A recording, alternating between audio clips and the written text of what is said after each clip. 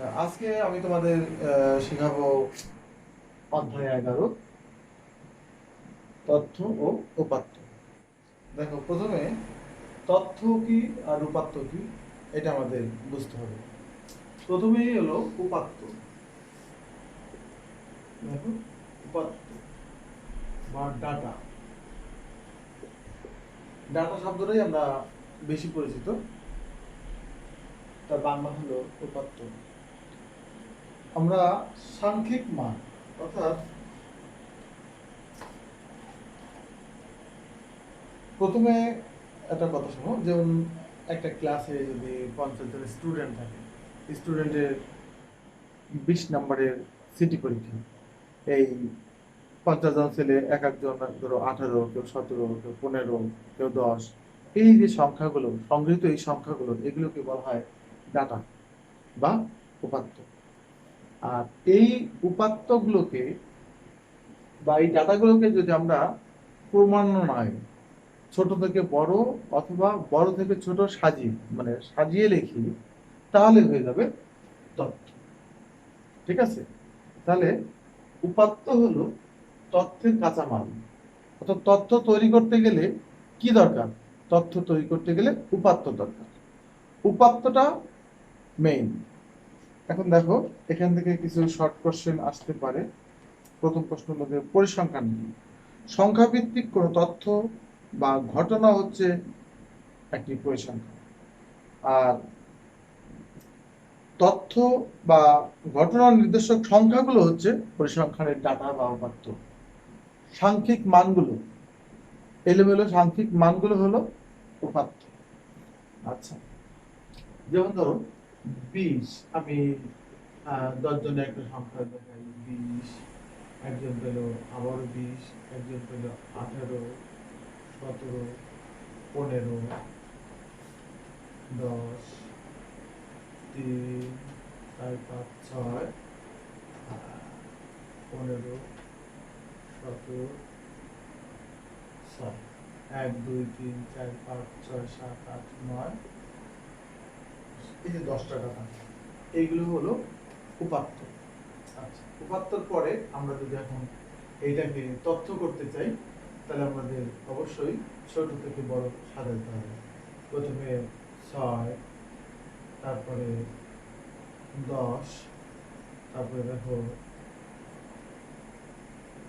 14,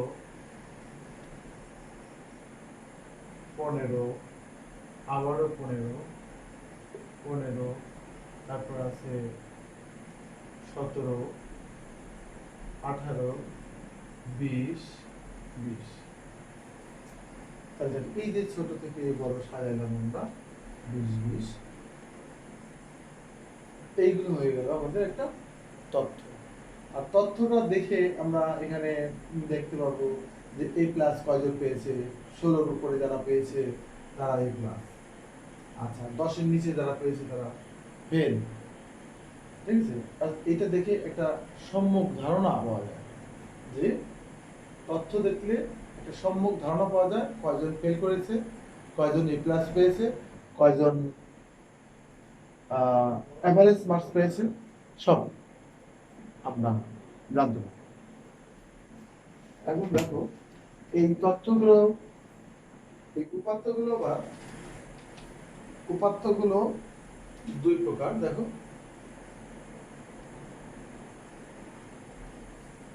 উপাত্ত, বিন্যস্ত উপাত্ত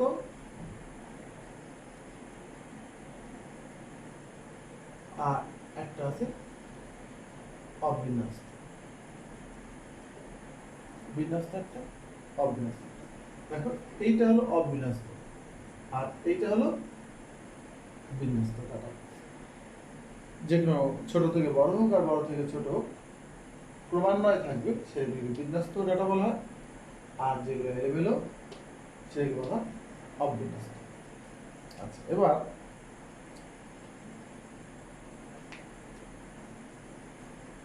আরেকটা দেখো,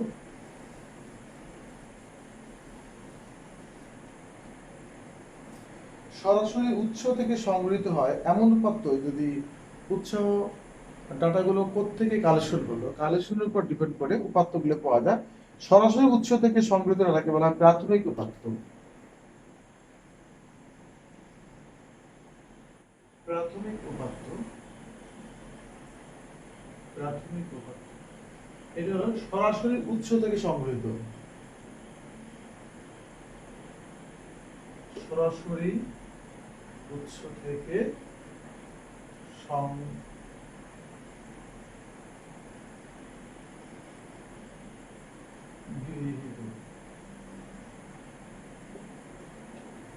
অর্থাৎ দেখো ইলেকশন যখন হয় তখন সেন্টার থেকে যে ডাটাগুলো আমরা পাই সেটা একদম সরাসরি উৎস থেকে, যে এখানে নৌকা প্রতীক বা ধানের শীষ প্রতীক বা কোন প্রতীক কোনটা, বাঘ প্রতীক, পাখা প্রতীক, কে কোনটা জিতেছে, এটা একদম সরাসরি সেন্টার থেকে যেটা পাই সেটা হচ্ছে সরাসরি উৎস থেকে সংগৃহীত, সেটা প্রাথমিক উপাত্ত।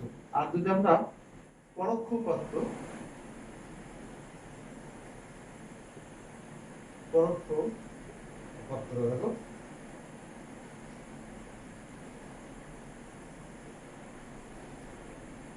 মাধ্যমিক উপাত্ত।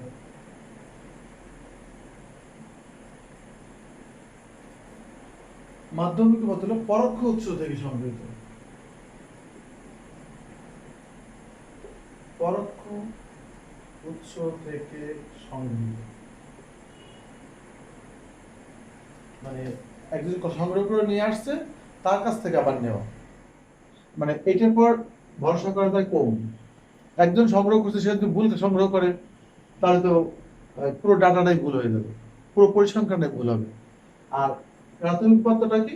সরাসরি যেখান থেকে ঘটনা ঘটছে সেখান থেকে সংগ্রহ করা, সেটা হলো সরাসরি উৎস থেকে সংগ্রহ, সেটা প্রাথমিক উপাত্ত। আর পরোক্ষ বা তার কাছ থেকে নেওয়া, সেকেন্ড হ্যান্ড, পরোক্ষ উৎস থেকে সংগৃহীত, সেটা হলো মাধ্যমিক উপাত্ত।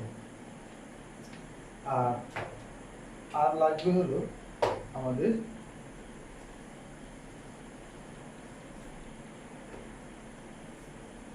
কেন্দ্রীয় প্রবণতা কাকে বলে। দেখো কেন্দ্রীয় প্রবণতা,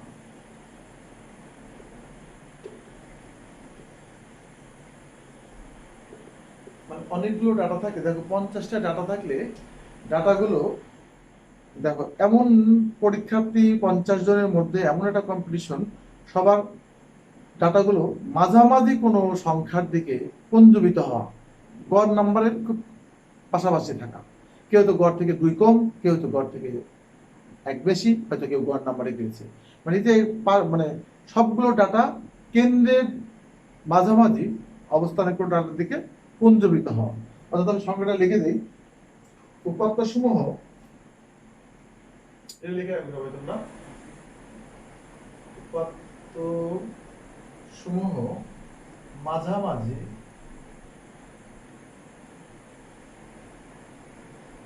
মাঝামাঝি বা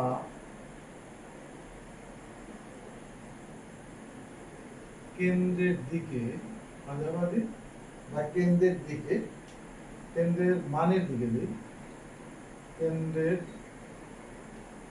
মানের দিকে পুঞ্জীবিত হওয়া।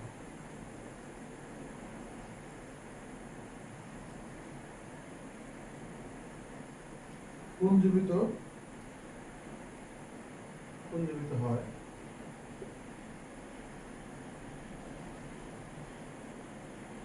মাঝামাঝি বা কেন্দ্রের দিকে,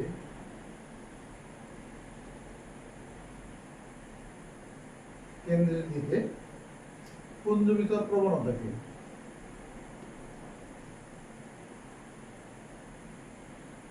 পুঞ্জীবিত হওয়ার প্রবণতাকে কেন্দ্রীয় প্রবণতা বলে, কেন্দ্রীয় প্রবণতা বলে। তো লিখে রাখো যে তাহলে 50টা ডাটা, 50টা ডাটার মধ্যে সবাই দেখবা যে ডাটাগুলো মাঝামাঝি সংখ্যার দিকে সবাই পুঞ্জীবিত। কেউ তো গড় নাম্বার পেয়েছে, কেউ তো গড় থেকে 1 কম, কেউ তো গড় থেকে 1 বেশি, এরকম একটা প্রবণতা থাকে। এটার কেন্দ্রীয় প্রবণতা। আর এটা কিন্তু 2 প্রকার, 3 প্রকার। কেন্দ্রীয় প্রবণতা তিন প্রকার। এক নম্বর গড়, মধ্য, প্রচুরক। গড়, মধ্য, প্রচুরক। অনেক সময় সংখ্যা আসে 2 নম্বরের, এইরকম পর্যন্ত লিখতে হবে।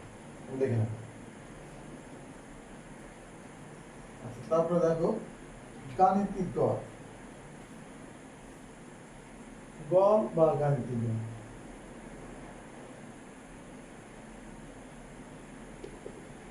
গাণিতিক গড় তো জানো যে সংখ্যার সমষ্টিকে মোট সংখ্যা দিয়ে ভাগ। 5টা সংখ্যা আছে, এই সংখ্যাগুলোর গাণিতিক সমষ্টি। এবং কয়টা সংখ্যা আছে? 5টা। 5 দিয়ে ভাগ। অর্থাৎ সংখ্যা আকারে যদি আমরা লিখি, তারপর দেখবো উপাত্ত সময়ে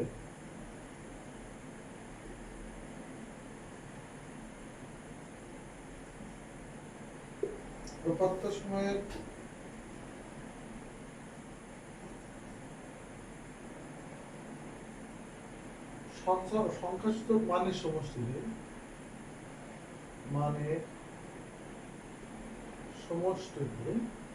সংখ্যাসূচক মানের সমষ্টিকে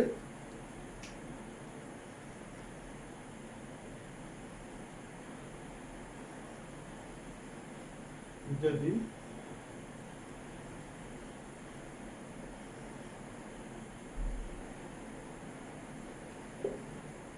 উপাত্ত সময়ের সংখ্যা দিয়ে ভাগ করা যাবে,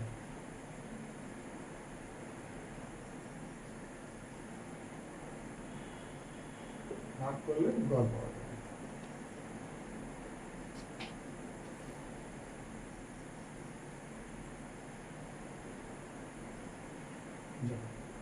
যেমন x1, x2, x3,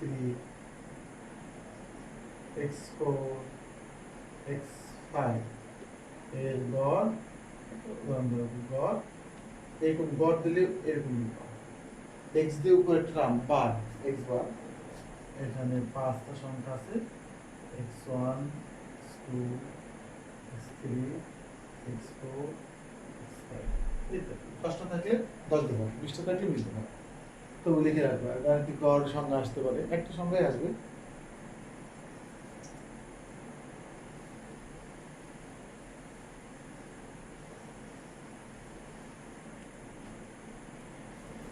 এবার দেখো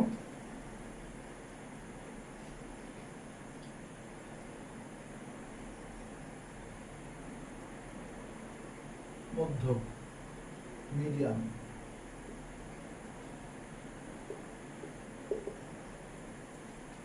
এগুলো হলো এমন একটা ডাটা যার দুই ভাগ। ডাটাটা এমন একটা সংখ্যা হবে মধ্য, সেই সংখ্যাটা টোটাল ডাটাকে 2 ভাগ করে দিবে।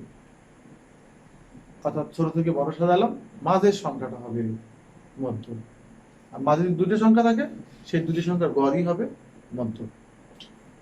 দেখো ধরনের সংখ্যা হিসেবে লিখতে পারি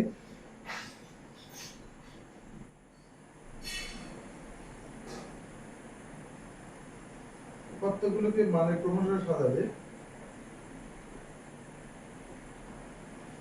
উপাত্তগুলোকে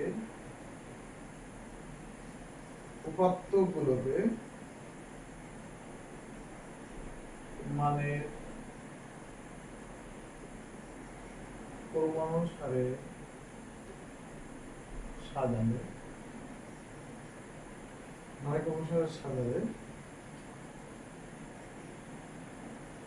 যে মান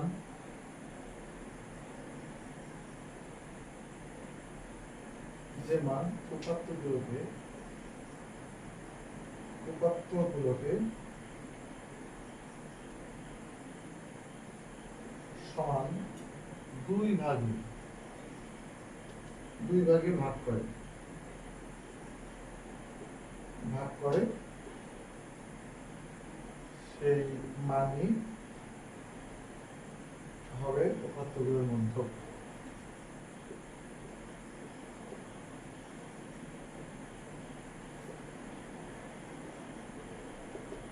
সেই মানই হবে উপাত্তগুলোর মধ্য। আর এক্ষেত্রে 2 নম্বর দিবে না, একটু উদাহরণ দিতে হবে। উদাহরণ যেমন ধরো 2, 3, 15, 18 সাজাও,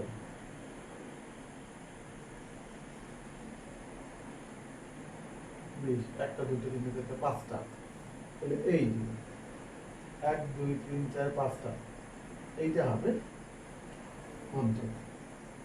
এখানে মধ্য কোনো হাজার হাজার উদাহরণ যেখানে উদাহরণ দিতে পারো। এখানে মধ্য 15 সমান 2 ভাগে ভাগ করছে, এদিকে এদিকে 2টা টাকা, এদিকে 2টা টাকা।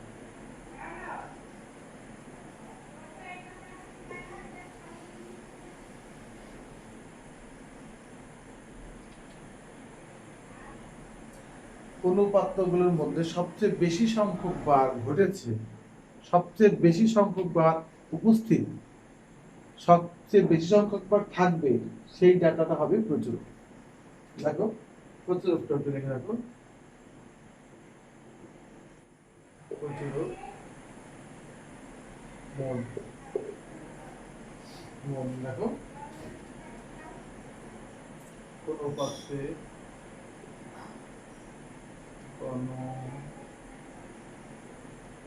কোনো উপাত্তে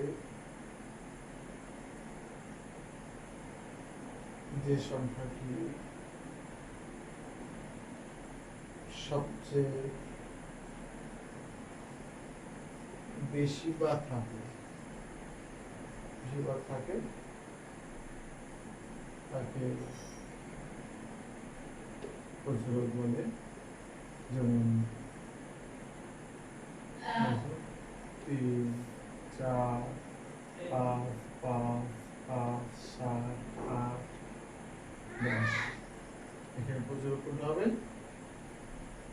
এখানে প্রচুরক 5, 1, 2, 3, 5 তিনবার আছে, ঠিক আছে। কিন্তু সব প্রচুরক হতে হলে একটা জিনিস খেয়াল রাখতে হবে, একাধিকবার ঘটতে হবে, ঠিক আছে।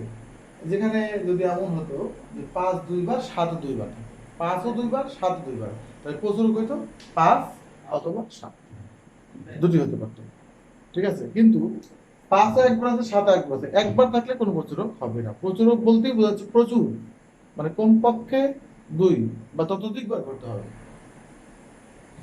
তবে প্রচুরক একাধিক অ্যান্সার আসতে পারে, 5 ও 3 বার থাকে, 7 ও 3 বার থাকে, তাহলে সবচেয়ে বেশি সংখ্যক, তাহলে প্রচুরক 5 অথবা 7, যেটা বেশি বেশি থাকবে, সমান সংখ্যক বার থাকলে দুটি প্রচুরক হতে পারে।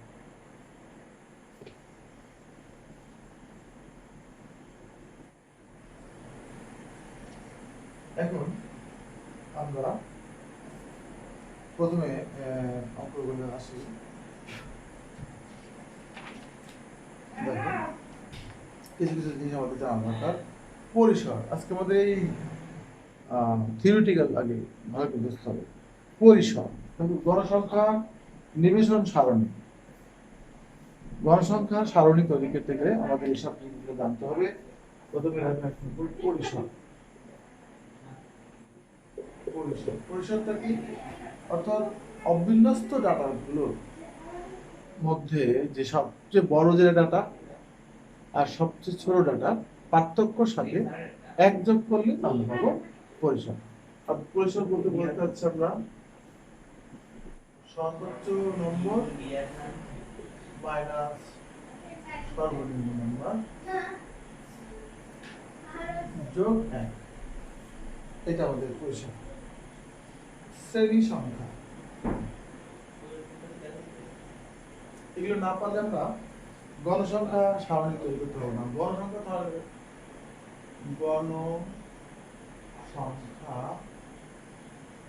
সারণী, গণসংখ্যা সারণী, গণসংখ্যা সারণী তৈরি করতে গেলে 4টা জিনিস খেয়াল রাখতে হবে। 1 নম্বরে পরিসর, শ্রেণী সংখ্যা, শ্রেণী ব্যাপ্তি এবং ট্যালি চিহ্ন, এই জিনিসগুলো আমাদের জানতে হবে। আচ্ছা, আর গণসংখ্যা সারণী না করতে পারলে আমরা গড় করতে পারবো, মধ্য, প্রচুরক সবই বের করতে পারবো। আমাদের খুবই ইম্পর্টেন্ট একটা ব্যাপার গণসংখ্যা সারণী তৈরি করা। আর সেই গণসংখ্যা সারণী তৈরি করতে গেলে আমাদের 4টা জিনিস খুব ভালো করে বুঝতে হবে। পরিসর, পরিসরটা আমরা বুঝলাম যে সর্বোচ্চ মাইনাস সর্বনিম্ন মাইনাস প্লাস, আর একটা আছে শ্রেণী সংখ্যা। শ্রেণী সংখ্যা। শ্রেণী সংখ্যা হলো, আমরা শ্রেণী সংখ্যা বের করি সাধারণত এই যে পরিসর বা শ্রেণী ব্যাপ্তি। তুমি কত ইচ্ছা মতো এটা শ্রেণী ব্যাপ্তির ইচ্ছা, যে আমি শ্রেণী ব্যাপ্তিটা 5 নিতে পারি, 7 নিতে পারি, 10 নিতে পারি। সর্বোচ্চ 5 থেকে 15 মধ্যেই সাধারণত শ্রেণী ব্যাপ্তিটা নেয়। আমরা অঙ্ক বাড়লেও বলবো 5 থেকে 15 বেশি শ্রেণী ব্যাপ্তি আমরা নেব না। যদি মনে করো শ্রেণী ব্যাপ্তি 10 হয়, পরিসর যদি মনে করো 81 হয়, 81 কে শ্রেণী ব্যাপ্তি 10 ভাগ করবে। মনে করো পরিসর, মনে করি পরিসর যদি 81 হয়, শ্রেণী ব্যাপ্তি তুমি 10 ধরো, তাহলে কিন্তু 8.1। তার মানে শ্রেণী সংখ্যা হবে 8 এর জন্য একটা, আর কয়টা একটা জন্য, অর্থাৎ 9টা। অর্থাৎ যদি এমন হতো 7.35 হতো, তা তো 8টি। মানে সংখ্যা যাবে সাথে একটু বেশি হলেও পরবর্তী সংখ্যা। আবার 9 পয়েন্ট সামথিং হলে এরকম যদি হয়, তাও হবে 10, একটু বেশি হলে 10। আর যদি 9 হয় তাহলে 9টি মিলে যায়।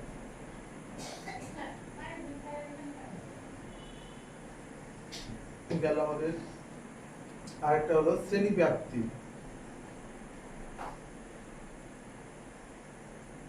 শ্রেণী ব্যাপ্তিটা যদি বিন্যস্ত থাকে, ডাটা যদি আমরা আগে রাখো, আমরা 10 থেকে 20, আবার 21 থেকে 30 এরকম যদি থাকে, 20 এখানে আছে, এখানে নাই, 10 থেকে 20, এখানে আবার 11, 21 তাহলে এখানে আমরা 11 থেকে 20, 21 থেকে 30, 31 থেকে 40। তাহলে দেখো এই যে এই শ্রেণী পার্থক্য কত? 10। কি হবে? 21 নিজে একটা সংখ্যা, 21, 22, 23, 24, 25, 26, 27, 28, 30, 10। আবার 31 থেকে 40, 10। সব জায়গায় 10। সব সময় শ্রেণী ব্যাপ্তি সমান রাখতে হবে। এই শ্রেণী ব্যাপ্তি এই সর্বোচ্চটা থেকে মানে এটা নিম্ন সীমা আর ঊর্ধ্ব সীমা থেকে নিম্ন সীমার পার্থক্য। ঊর্ধ্ব সীমা থেকে নিম্ন সীমার পার্থক্য হলো শ্রেণী ব্যাপ্তি। আর একটা ট্যালি চিহ্ন। ট্যালি চিহ্নটা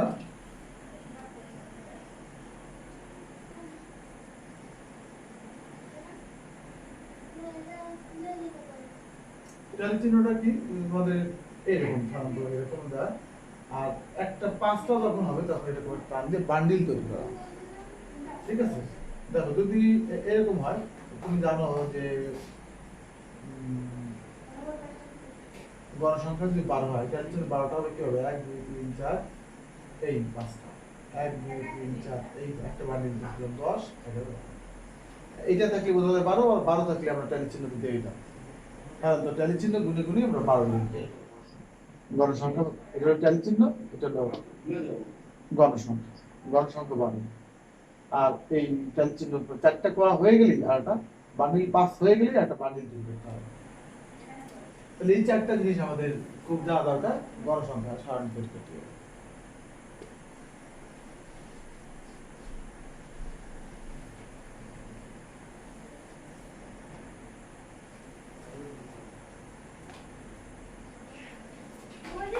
লেখচিত্রের ব্যাপার আছে, এগুলা আমরা নেক্সট ক্লাসে লেখচিত্র, পাই চিত্র, এটা আমরা চিত্র যত তোমরা নেক্সট ক্লাসে তোমরা গ্রাফ পেপারটা সংগ্রহ করবে। গ্রাফ পেপার লাগবে নেক্সট ক্লাসে। আজকে আমরা গ্রাফের ব্যাপার পাবো না। আচ্ছা, না দেখাই কিছু অঙ্ক দেখানোর আগে প্রথমে দেখো গড় মধ্য প্রচুরক। প্রথমে দেখো যাদের বই আছে তারা দেখো অনুশীলনী 11 অবজেক্টিভ গুলো দেখো। নিচের কোনটি দ্বারা শ্রেণী ব্যাপ্তি বোঝায়? উপাত্তগুলোর মধ্যে প্রথম ও শেষ উপাত্তের ব্যবধান, উপাত্তগুলোর মধ্যে শেষ। দেখো এই অবজেক্টিভ গুলো তোমরা করবা। আগামী ক্লাসে আমি এগুলোর অ্যান্সার তোমাদের কাছ থেকে নেব। এটা এই যাবো থাকবে তোমাদের অবজেক্টিভ। 8টা আছে এই অবজেক্টিভ, তোমাদের এই যাবো থাকলো, এরকম করবা, করে আমি আমার সাথে যাবো। আজকে একটা অঙ্কর মাধ্যমে আমরা অনেক কিছু বোঝাতে পারবো। যেমন ধরো 9, 25 জন শিক্ষার্থীর বার্ষিক পরীক্ষায় প্রাপ্ত নম্বরগুলো দেওয়া হলো। আচ্ছা, প্রথমে হলো সরাসরি গড় নির্ণয় করো। আর দেখা আছে যে গণসংখ্যা সারণী ব্যবহার করবা, যেখানে 5 শ্রেণী ব্যবধান তৈরি করে গণসংখ্যা সারণী তৈরি করো এবং গড় নির্ণয় করো। এখন দ্বিতীয় last time question, normal question হলে এই দুটো গড়ের পার্থক্য কত। সরাসরি গড় করলে কত পাই, আর টেবিল থেকে গড় নির্ণয় করলে কত পাই, এই দুই গড় নির্ণয়ের পার্থক্যটা কত, সেটা হলো গড়। আচ্ছা দেখো,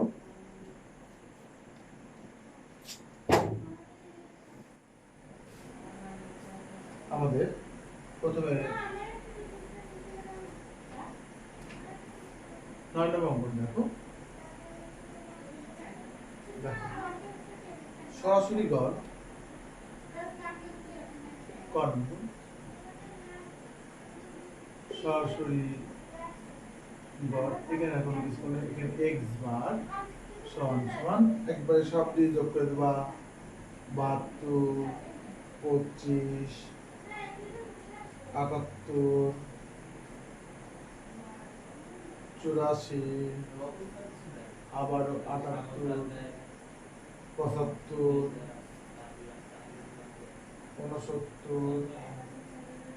69, 67, 88, 80, 74,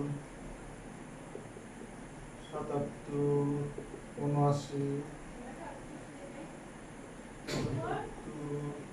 74, 73, 83, 65, 75, 65, 75, 69, 69, যত ইচ্ছে বলে যাও, 69, 63, 75, 86, 66, 71।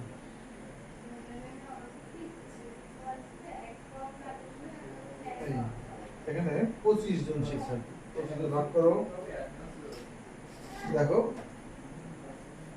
তাহলে এগুলো সব ক্যালকুলেট যোগ করবা, যোগ করলে হবে 1875, 25 ভাগ করে দাও।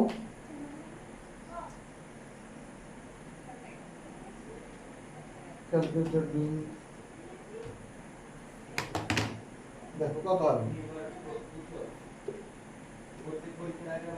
75। এইটা কি হলো তাহলে সরাসরি গড়, এটা হলো আমাদের সরাসরি গড়। সরাসরি গড় আমরা শিখলাম, যোগ করে ভাগ, কিছু করার নাই। শ্রেণী ব্যক্তি 5 নিয়ে গণসংখ্যা সারণী তৈরি করো এবং সেখান থেকে গড় নির্ণয় করো, সেই জিনিসটাই আমাদের খুব ইম্পর্টেন্ট আজকে। গণসংখ্যা সারণী তৈরি করবো। আচ্ছা, এখানে দেখো 6 নম্বরে সর্বোচ্চ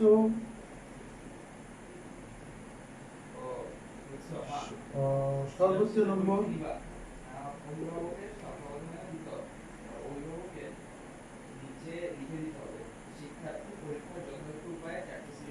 সর্বনিম্ন নম্বর দেখো,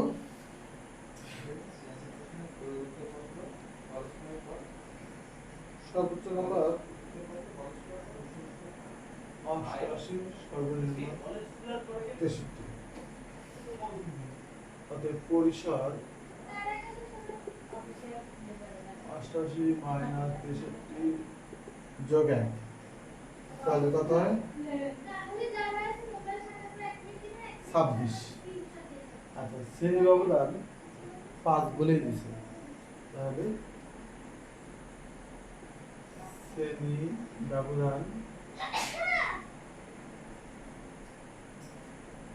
5 ধরে শ্রেণী সংখ্যা হবে,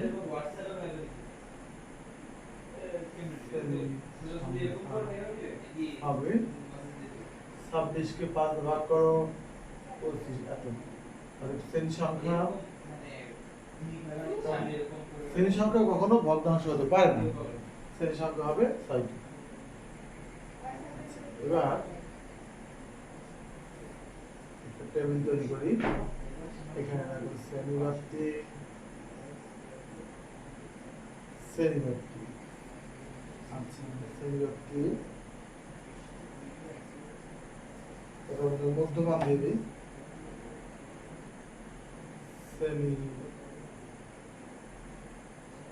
মধ্যমান, শ্রেণী মধ্যমান,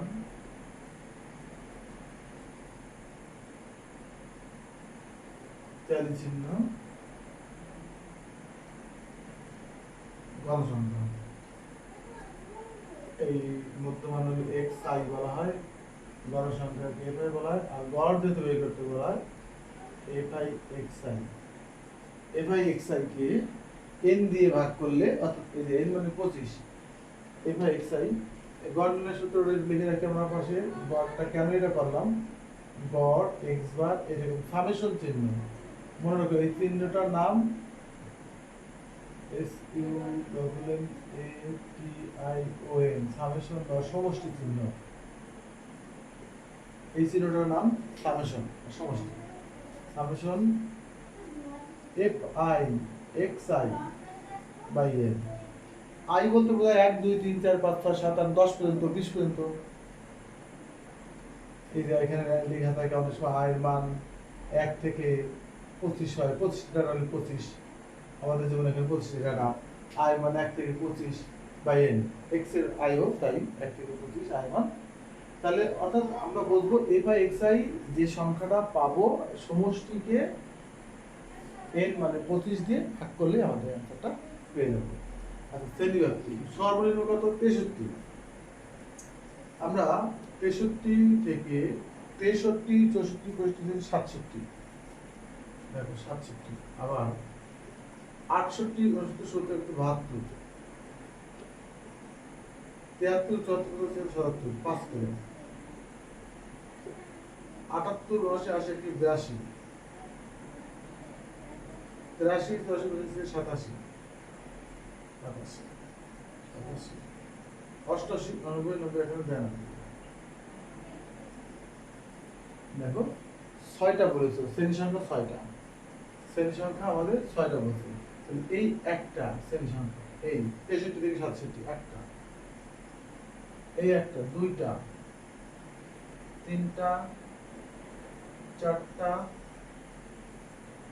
পাঁচটা, ছয়টা। শ্রেণী মধ্যমান, মধ্যমান দেখো এই 63 আর 67 যোগ করে 2 দিয়ে ভাগ করো, কত হবে তাহলে 65। 3 4 65 তাহলে এর হবে 2 যোগ করা হবে তো 63, 2 যোগ করে এর সাথে 70, 2 যোগ করো 2 যোগ করো 80 85, 2 যোগ করো 90। ট্যালি চিহ্ন, ট্যালি চিহ্নের উপর ভরসা করবে গণসংখ্যা, ট্যালি চিহ্নটা নির্ভুল হলে গণসংখ্যাটাও নির্ভুল হবে। আচ্ছা দেখো তোমাদের যে ডাটাগুলো দেওয়া আছে, প্রথমে দেওয়া আছে 72, 72টা কোথায় হবে বলো, এখানে 72, তারপর 85 এখানে কত হবে, 78 84 এই ইন্টারভেল 84, 78 কোথায় হবে, 78 এখানে এই জায়গা, 75 কোথায় হবে, এই 75, হ্যাঁ 69 69 হবে এই ইন্টারভেল একটা, 67 প্রথমে, 88 লাস্ট, 80 এই ইন্টারভেল, 74 এই ইন্টারভেল, 77 এখানে, 79 এখানে, 69 69 এখানে, 74 এখানে, 73 এই এখানে, 73 একটা বাম দিকে গেল, তারপর 83 এখানে, 65 প্রথমে, 75 এইখানে, তারপর দেওয়া হবে 69 69 এখানে, 69 63 প্রথমে আছে 63 75, এখানে 86, এখানে 66, এখানে 71, লাস্ট একটা ওয়ান। তাহলে বলতো এখানে কত হলো? এখানে 4, এখানে 5, 7, 4, 4, 1। দেখো এই n এর মান 25 হয় কিনা যোগ করে দেখো। 4, 5, 7, 4, 5,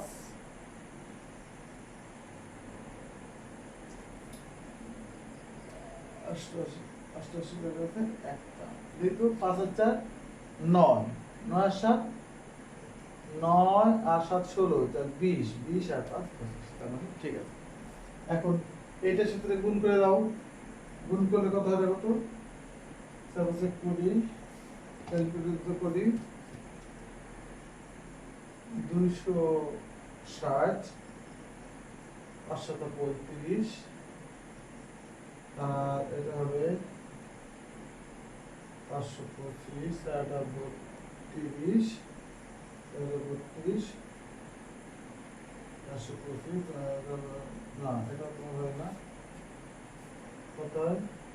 4, 5 আর 20 এর 0 আর 2, 32, 34, আর এটা 90। দেখো তারপর 20 শূন্য হাতে আমাদের 2, 30, 24 হয়ে 26, 50। ঠিক আছে। 5 7 35, 5 আর আমাদের 3, 50, 50 52, 4 32, 320, 4 20, 2, 34, আর এখানে 90, 90 একটা 90। সমষ্টি কত কত হয়? সমষ্টি করলে এখানে আছে 5, 11, 12, 13,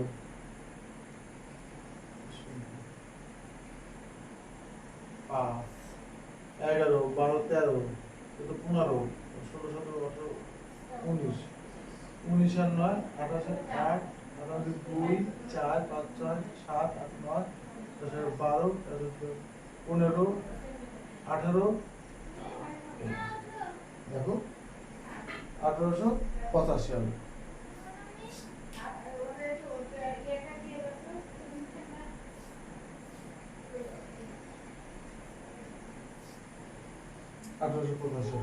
তখন গড়টা কত হবে? এই 1885 কে 25 দিয়ে ভাগ করো। এই ক্যালকুলেটর আছে রে? ভালো ক্যালকুলেটর নিয়ে আসবো মা।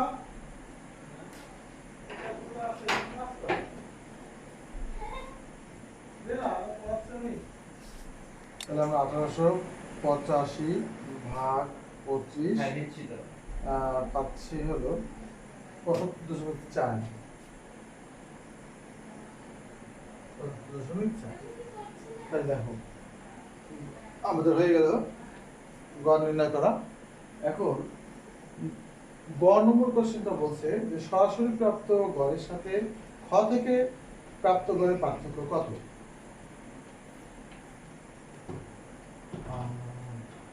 গড় নম্বর সরাসরি গড়, সরাসরি প্রাপ্ত গড় কত? তখন আমরা পেয়েছিলাম কত? 75.2। আর সারণী থেকে গড় পেলাম, সারণী বা খ থেকে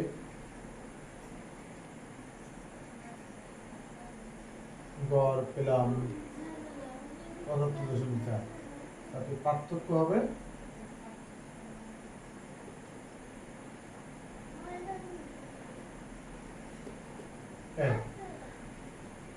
পার্থক্য হবে 0.2।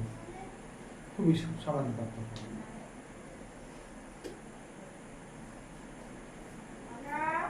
আগে ছিল 75, সরি আগে ছিল 75 ছিল এইটা।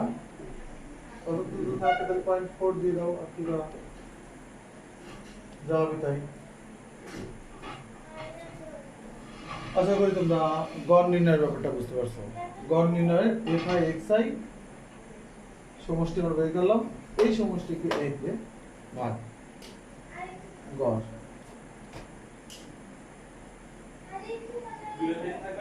আর একটা উদাহরণ দিয়ে আমরা মধ্যক প্রচুরটা একটু শিখে রাখি, আগামী ক্লাসে ব্যাপক পড়াবো।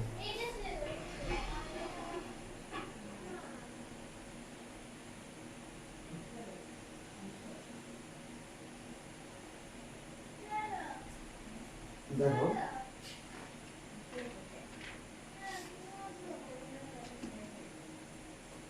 যেমন ধরো তোমাদের অবজেক্টিভের 4 নাম্বার, দেখো এমসিকিউ এর 4 মধ্যকটা একটু লিখে দেই। মধ্যক হলো যে 10, 12, 14, 18, 19, 25 এর মধ্যক কত। প্রথমে আমাদের সংখ্যাগুলো যাই থাকুক সাজাইতে হবে। ধর আমরা সাজাই দিয়েছি 14, 18, 19, 25। এখানে সাজানো আছে, সাজানো যদি না থাকতো আমরা সাজাই নিতাম। তাহলে মধ্যক হবে 6টা ডেটা আছে, তাহলে অবশ্যই এই দুটো ডেটা গড়, এই দুটো ডেটার গড় হবে মধ্যক, এই দুটি ডেটার গড়ই হবে মধ্যক। মধ্যক হবে 14 যোগ 18/2 = 16, অর্থাৎ 4 এর গড়। ঠিক আছে? এর মধ্যে আর যদি এমন থাকতো, যদি 11টা এরকম 10, 11, 12, 14, 17, 1, 2, 3, 4, 5 এরকম 5টা থাকলে মাঝে যেটা থাকবে সেটাই জোর বিজোর, এর বেশি তো আর হতে পারে না। জোর হলে এই সিস্টেম, বিজোর হলে এই সিস্টেম। বিজোর হলে মাঝে যেটা যা থাকবে তাই, ছোট থেকে বড় সাজানোর পর মাঝে যেটা হবে সেটাই। আর যদি জোর সংখ্যক যেটা থাকে, দুইটা থাকে, তাহলে দুটোর গড়ই হবে মধ্য। আর 5 নম্বরটা দেখো, প্রচুরটা দেখো,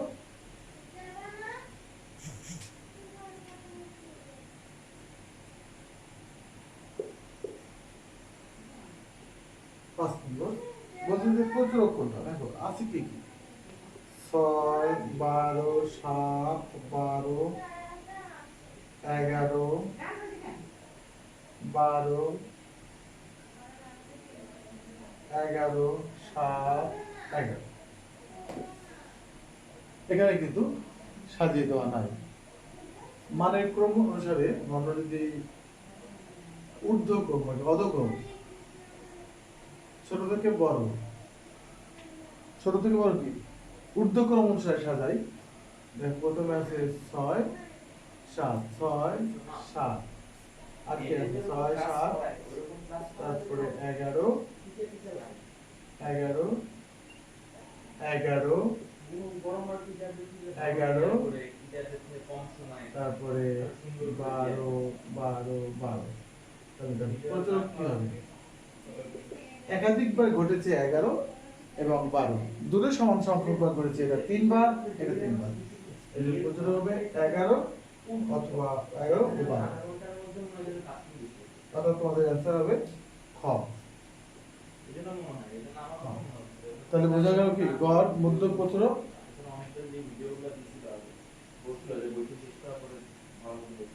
তাহলে আমাদের গড়, মধ্যক, প্রচুরক সম্বন্ধে আজকে আমরা একটা ধারণা দিলাম। আগামী ক্লাসে আমরা আয়তলেখ, তারপরে পাই চিত্র, তারপরে আরো সংক্ষিপ্ত গড়, এগুলো আমরা নেক্সট ক্লাসে করবো। তোমরা সবাই গ্রাফ পেপার নিয়ে রেডি থাকবা। তাহলে সবাই ভালো থাকো, সুস্থ থাকো।